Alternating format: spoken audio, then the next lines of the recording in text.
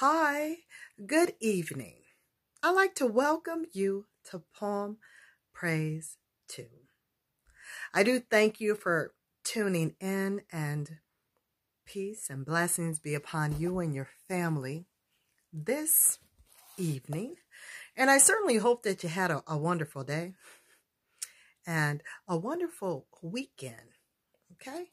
Now, without further ado, we are going to get into No Man Can Hinder Me. Right now, we're on chapter 37, which is entitled Violence in the Streets. And it goes like this.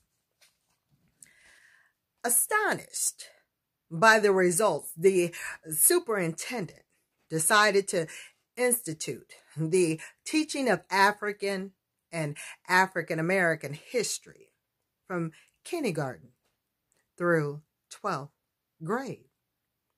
Now, we have proof of how children thrived educationally and emotionally when they learned of the greatness of their ancestral home. BPUM leaders, fired up with this knowledge, plan to protest, march on school district headquarters, November 17th, 1967.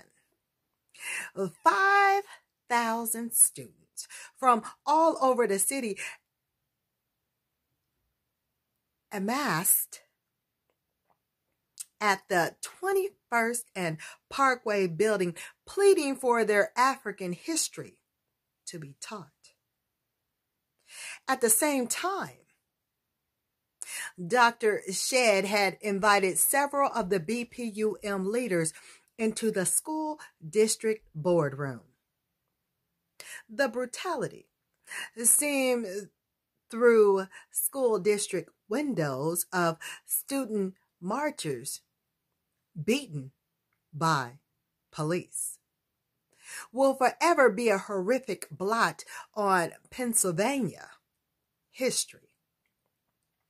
When police were ordered by the police chief to get them off the streets, some of us at the meeting couldn't contain ourselves as the children were attacked. We ran outside, and I tried to no avail, grabbing the club of a huge cop who was beating David P. Richardson Jr., my 19-year-old nephew.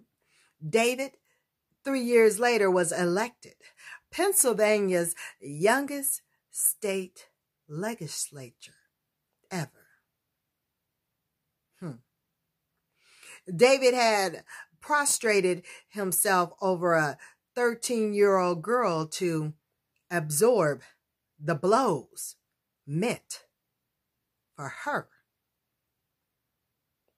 Protector at 13.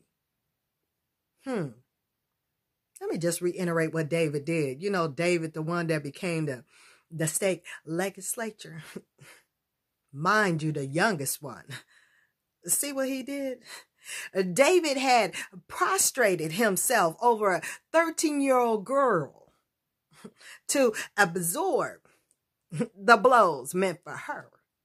Now, fortunately, David had a huge afro, which absorbed the blows and saved him from a skull fracture. Or worse, that afro was protection, too. He was handcuffed behind his back and arrested with many other students. Assault charges against the students were dropped in court when defense lawyers, led by the late Cecil B. Moore, proved the students were peaceably marching around the building at the time of the police attack. When Morse asked a testifying policeman how David could have committed an assault with his hands cuffed behind his back, The cop could not stand for and shuffle in confusion. To add insult to injury, all the police officers, including the chief, were cleared of brutality. The testimonies of many witnesses to the contrary were ignored. But the question remained: how could we implement the adding of African history to the school curriculum? The answer seemed obvious. There had to be a top-level administration promotion.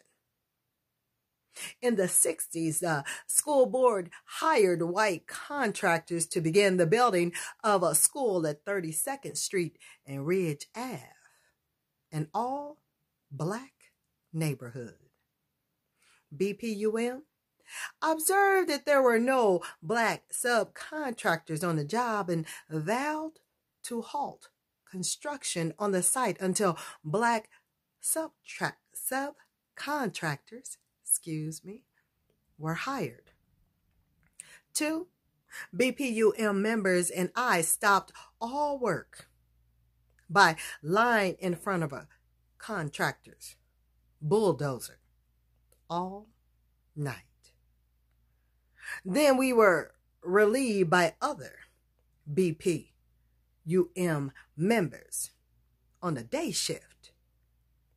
The contractor gave in, sent black subcontractors to the job site, and the work continued.